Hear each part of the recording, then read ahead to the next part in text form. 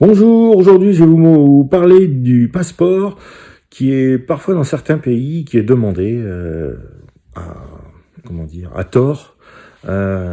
C'est-à-dire par exemple vous voulez louer un vélo, un scooter, n'importe quoi.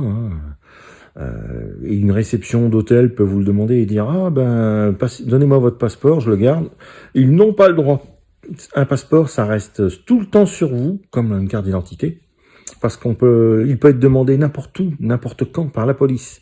La police débarque, la police vous arrête dans la rue, vous devez avoir vos papiers. Si vous pouvez pas dire ah ben non, c'est le loueur qui me l'a gardé, ah oui mais bon, il peut faire n'importe quoi, il peut faire du chantage avec si jamais vous ramenez le scooter, le vélo abîmé ou n'importe quoi.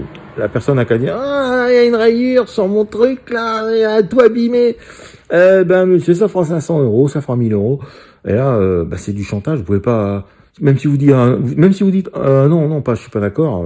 Ça coûte 10 balles, 50 balles à réparer ce truc-là. Ou alors non, je suis parti comme ça, j'ai rien fait du tout. C'est pas moi. Comme il fait du chantage avec votre document à la main en disant ah sinon je vous le rends pas. Et puis limite j'appelle la police si vous n'êtes pas content. Vous êtes comme un cake là en disant merde, je me suis en train de me faire avoir et je suis foutu. Donc surtout s'il y a quelqu'un qui vous demande votre passeport pour le garder, vous lui dites tiens le voilà, tu vois, tu l'as vu, et ben je le reprends.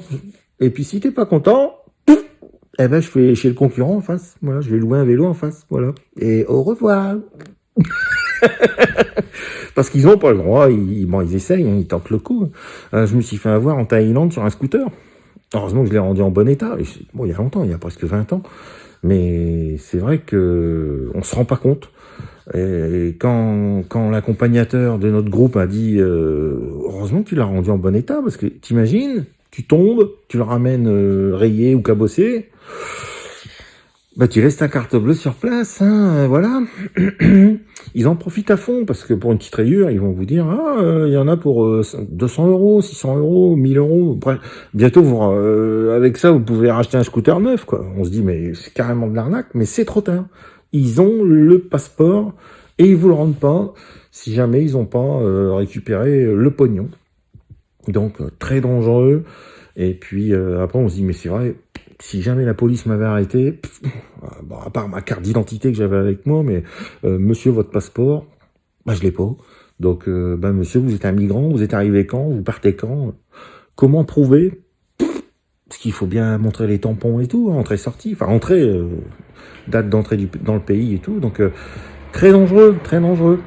Surtout qu'ils font la chasse aux touristes qui restent un peu trop longtemps, sans visa, enfin qui dépassent les temps des visas.